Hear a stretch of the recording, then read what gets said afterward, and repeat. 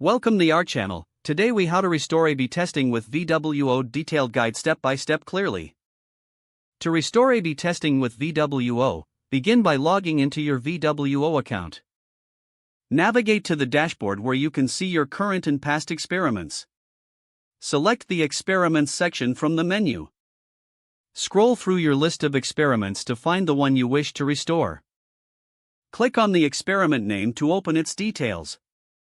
Here, you will see the experiment settings and results. Look for an option that indicates restoring or reactivating the experiment. If you can't find it, check for any archived or paused experiment sections. Once you've located the restore option, click on it. Confirm your action when prompted to ensure you want to restore the experiment.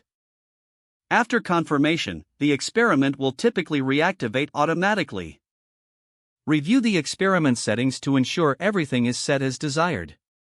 Make any necessary adjustments to the targeting or goals of your A/B test.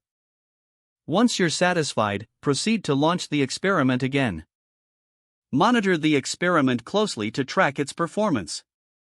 Collect data to analyze results effectively during the testing period. If you encounter any issues, refer to VWO's Help Center for further assistance.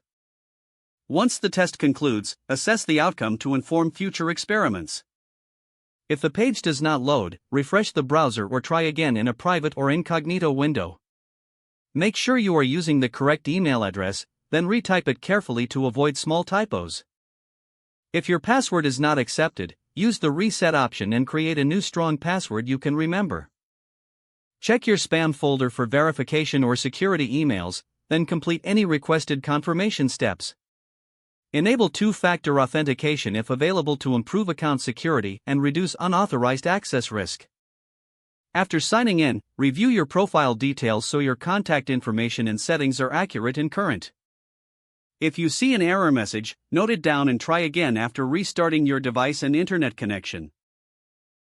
Log out when you finish, especially on shared devices, to keep your account and payment information secure. If the page does not load, refresh the browser or try again in a private or incognito window.